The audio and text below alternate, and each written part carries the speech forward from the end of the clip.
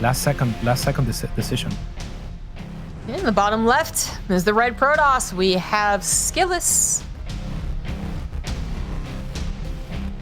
All right, that is very interesting. You know, one of the things I noticed about the map veto is something that we don't tend to pay that much attention to, especially outside of TVZ perhaps, is that Denver did ban Romanticide, which is to be expected. But then SKillous did not choose to ban, for instance, this map that we can see from other Protosses that, I mean, might want to play Beckett, actually, to make it a bit more complicated or confusing. Nope, SKillous didn't really want to do that. So we still managed to find some of the longer maps in the map pool, which did kind of tell me that SKillous is looking to play into the, Stargate Void Ray late game.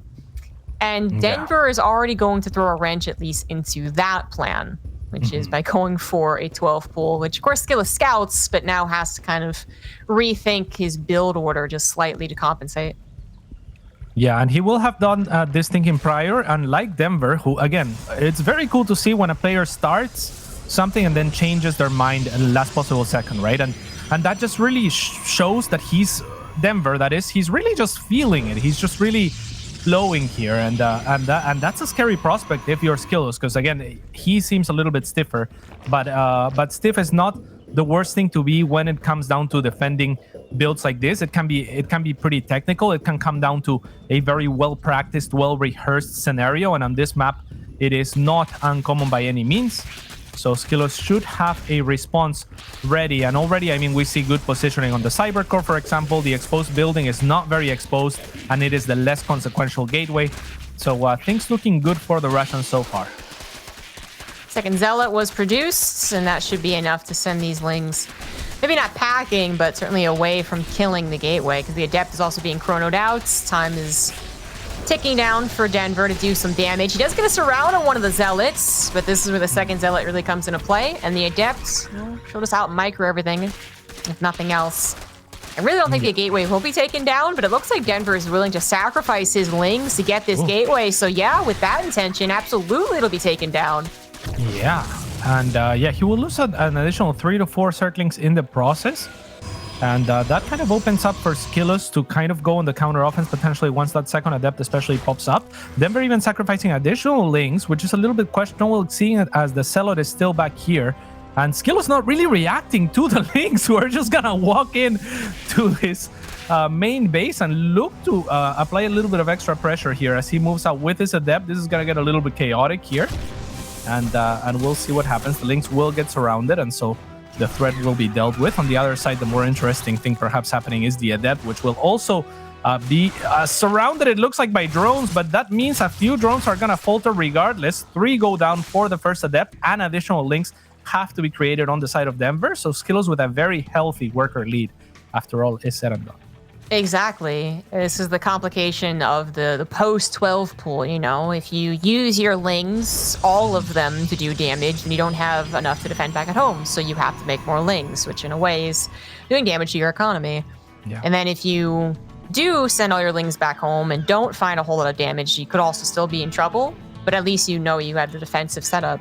In this case, getting the 1 probe and a gateway, I suppose. But for losing the 3 drones and a decent amount of lost mining time, I feel like SKillous isn't too upset about how this went down. He finds himself up 5 workers, of course, going into that Stargate. And now, at least, I think, realizing that it's not going to be some type of follow-up all-in. He feels awfully comfy grabbing this 3rd Nexus ASAP. Yeah. And as far as strategic choices, I was praising how flow-oriented Denver was in just opting to go for that 12 pull in the last second. But seeing the response of SKillous, and this is the kind of thing where if you had actually decided preemptively, if you had actually rehearsed, if you had actually studied your opponent perhaps, I look at that Wolof from SKillous and I look at his response, and it was just flawless. It was great. I mean, the Wolof is one of the better Wolofs that you could possibly have. These Adepts doing now massive damage inside the main of Denver. They could be tucked in a little bit more, not necessary, however, but hey, 5 drones for 2 Adepts and additional Lings being created, all of which have been revealed to SKillous while he takes a 3rd, is fantastic. But yeah, again, I can't praise that Wolof enough, Zombie Grab.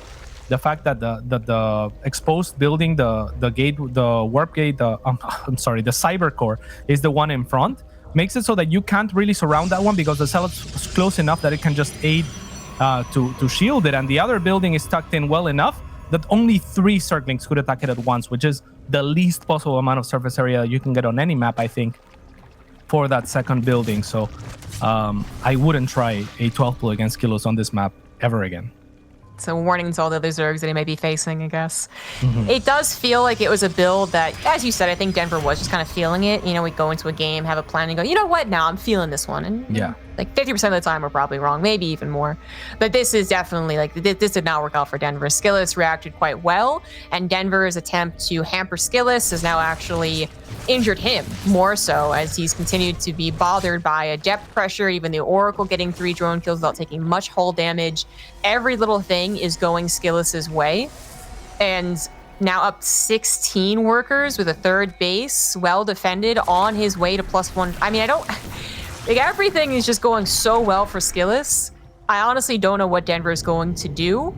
I think one thing's for certain is that if he did try to end it in the mid game, it wouldn't be nearly as powerful. So in that way, I feel like SKillous is, again, getting away with what he wanted. He knows that Denver can only play so many ways that are actually intimidating now with the way the openers have gone.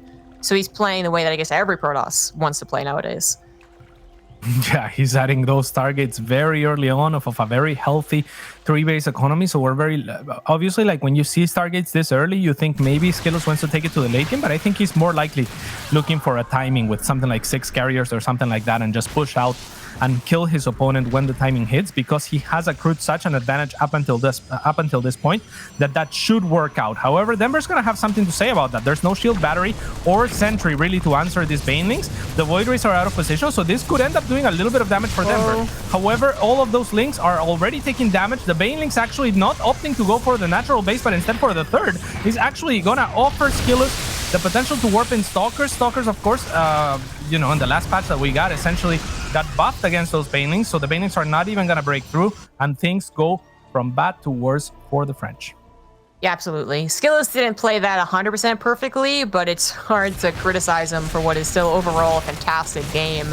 He is going to have to deal with the Ling Flood right now as his Void Rays return home the old-fashioned way, and the can's gonna be taken down too, but enough reinforcements. It was just such a small units set there from Denver that I think it really was more so about, is it a surprise? Is it going to catch SKillous not paying attention than it ever was about, okay, I have enough to actually force the issue. I don't think he can force any issue. But he tried to get a cheeky kill on maybe even 16 probes if SKillous was really caught off guard, and it didn't work. So he again finds himself at a deficit of drones, deficit of economy, technology, army, and he's just trying to make something kind of snowball out of control, which maybe he's getting closer to with all these continued Ling run bys. Ultimately, still, SKillous is okay. Yeah, SKillous can afford to take a little bit of damage. 11 probes will fall under that category for the time being. And he's actually just overcommitting perhaps to Void Rays. I mean, this is the kind of composition that, you know, if you have enough fungals landing or if you transition very quickly into Vipers, it could come back to bite you. He's not going for that timing attack that's super lethal, like I was saying earlier, but rather going for a lot of Void Rays, which will be effective in picking off bases, maybe killing off a potential 4th base, but not particularly effective against Queens. Now, there is enough Void Rays that I think he will still be able to clear this out.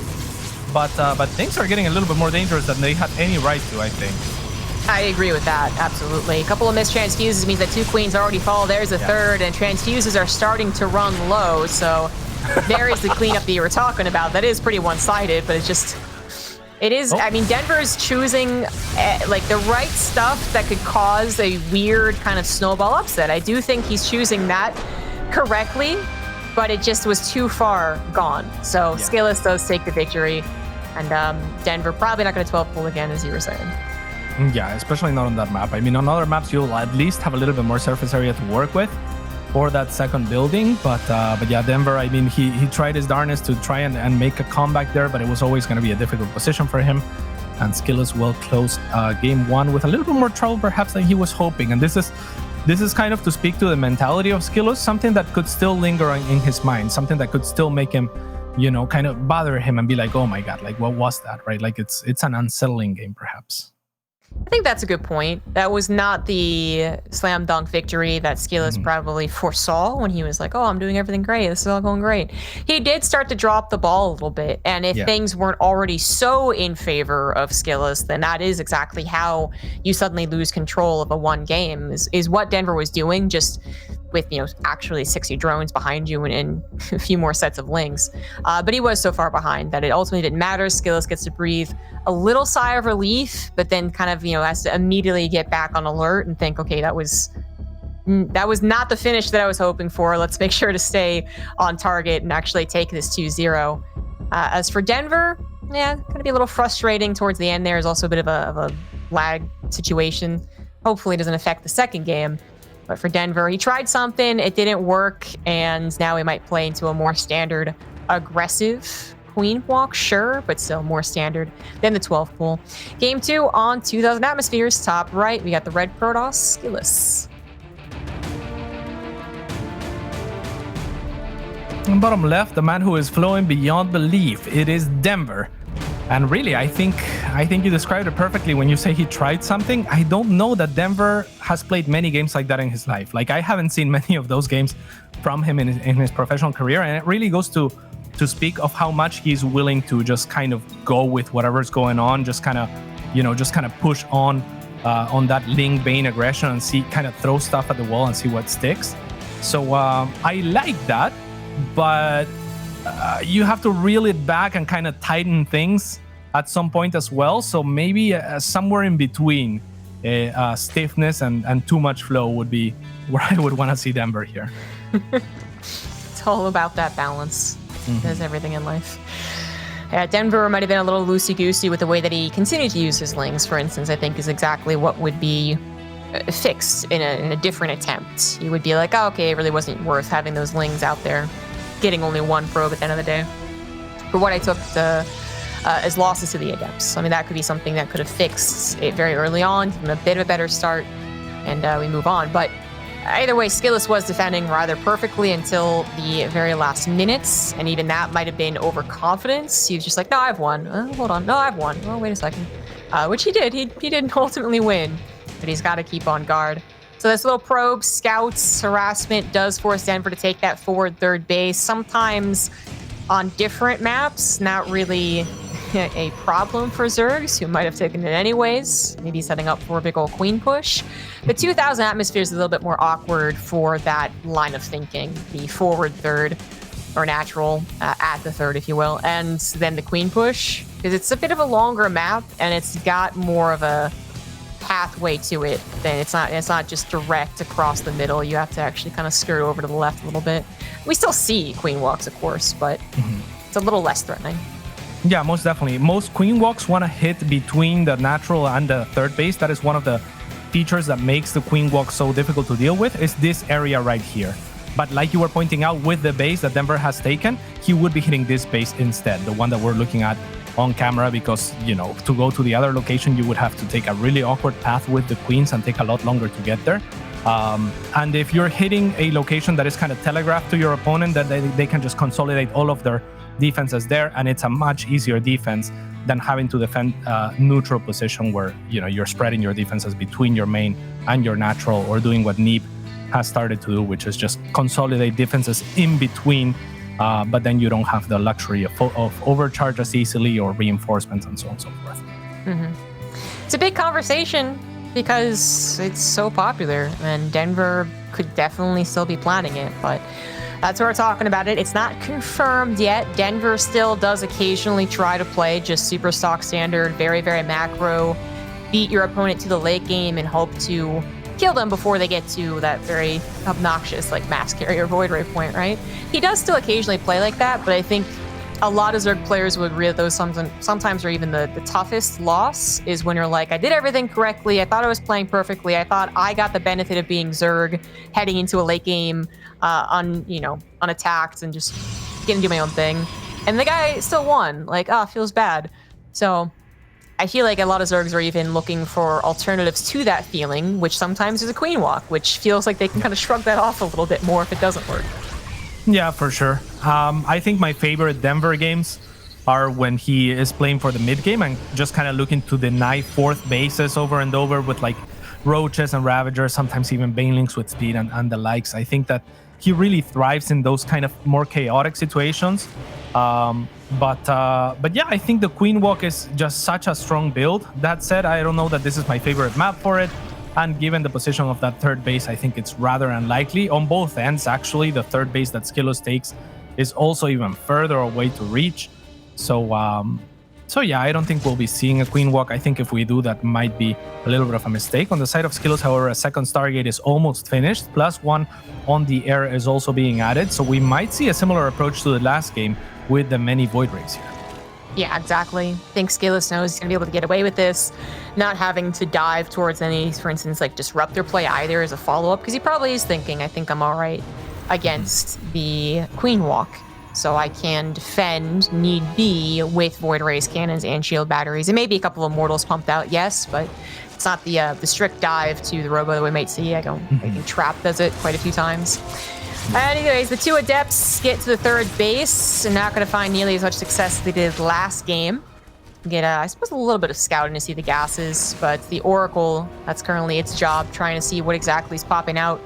And if that lair's quite done yet, hasn't gotten sight on that, but I'd say that's the next big question for SKillous, and that's the next big worry for any Protoss, is, okay, if it is going to be a macro game, are we going to have a Spire? Because that certainly has become popular again, especially because I guess Sterile does it a whole lot, the optional Spire, if you will. So that's kind of the Oracle's job, is we don't have any sentries at all to do the double hallucination. Yeah, and there is that Spire indeed just being dropped now by Denver. So let's hope that for SKillous' sake, if you're rooting for him, I am blatantly, then that he scouts the Spire, and the Oracle is going towards natural right now. So maybe a second Revelation will spot the Spire, and it does indeed, as it is now building. So if he clicks on it, and he should, he will know that that's going on. The Void Rays doing their job so far, but good positioning on the Queens will net. Denver, maybe a kill? No, it's instead just the cancel from SKillous, and that's exactly what he came for with those Void Rays, as he continues to produce 2 at a time. Now Fleet Bacon being added. He's gonna get away with it. I am a little surprised he's not added any Phoenix. He should know that that's a Spire. Yeah. He might be thinking because it was so blatantly scouted that it won't be dedicated to anyways, and then Static Defense will take care of it. But even then, he doesn't have any Static Defense, so I don't know. Maybe he just thinks it's not going to be used at all. That's a bit of a risk, though, I gotta say. Yeah, third Stargate, however, so if there is use of that Spire, he will be able to react very fast. 3 Phoenixes at a time will not be too shabby, and he is adding those cannons that you were talking about just now for the static defense, so that should buy him enough time. SKillous is taking his 4th base. Will try to get that situated, and Denver doesn't really have much on the ground, but he is adding some roaches, which I kind of like, because SKillous in both games has actually just shown that he is not too interested in contesting the ground. And right now, if Denver had had a swell of links to kind of just deny this 4th, I think he would have done that beautifully and very easily. Roaches, actually, as I say, I like him. I will take that statement back. They are slow roaches, and they're gonna be easy to outmaneuver even by the Void Rays once they get the Flux Veins. So I think Lynx would have been a lot better. I see where you were going, though. Like, if the Roaches manage to find the path where the Void Rays aren't on, then there's not much else that SKillous can do to defend. Yeah. So it wasn't enough. It was a bit, kind of, I guess, few defensive Roaches just in case. Yeah. And now it's kind of, I use them because I don't really want them. A bit of awkwardness for sure for Denver, who is ultimately going to the very late game. You see Corruptors being built. There are a couple of, I suppose you could say, I don't know if timing attack's the right word, but there are attempts from Zerg to go first and foremost into Corruptors to quickly overpower a Void Ray player, or maybe more accurately, a guy who's trying to go into carriers too fast. Yeah. But I have not actually seen that work in quite some time, to be honest. Usually you do just kind of admit that you're going to Supreme late game. Requires the Protoss thing to be a bit unaware of the possibility of faster Corruptors, which clearly SKillous is not unaware. You saw the Spire. And yeah, to be transitioning, I would say. Which is not what he's doing. SKillous still has a ton of Void Rays. Now we even have static defense. So yeah, Corruptor is not going to be getting any free picks here.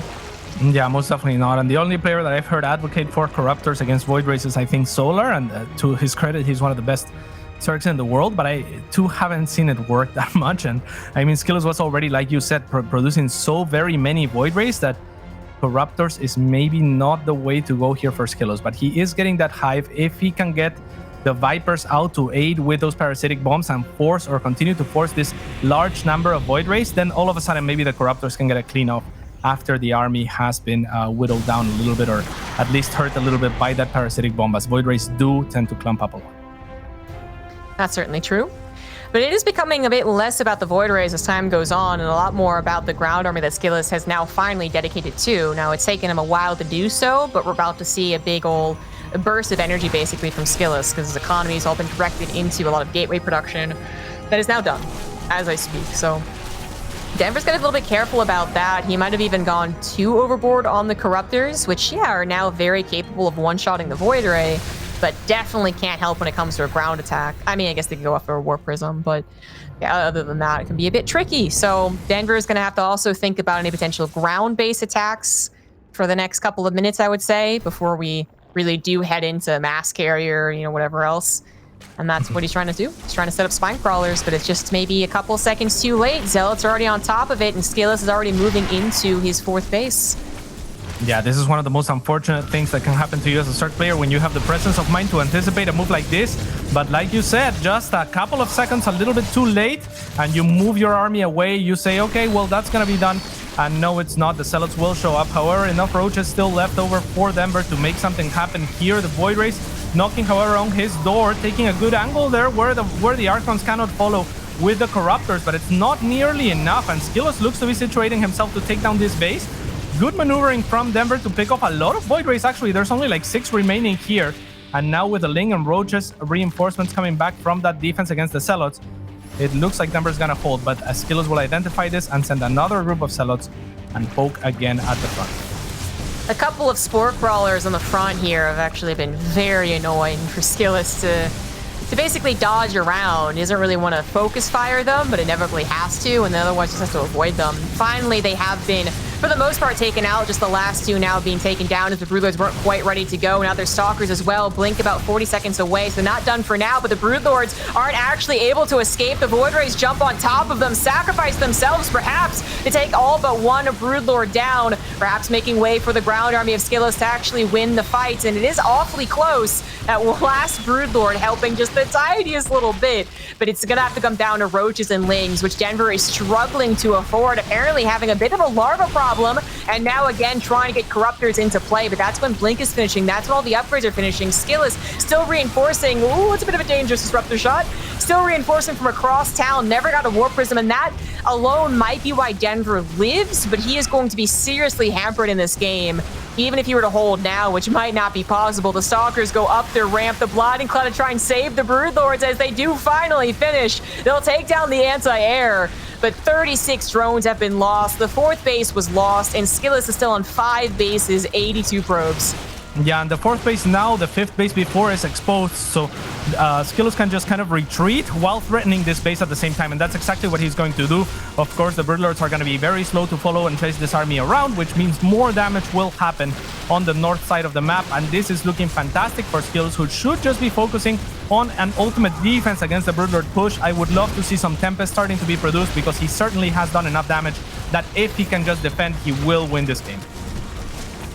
Certainly that. I mean, SKillous, as long as he doesn't get immediately counterattacked, I mean, I think he's okay. Even then, he'd have a couple of bases to lose before he really had to worry. So it would have to be an immediate counterattack on top of all of his production, which we know that is absolutely not what Broodlords are made for. They are not immediate. They are slow. They are not going to be able to find any success on the other side of the map. They don't even find success on their own side as Denver taps out. SKillous will take a fairly convincing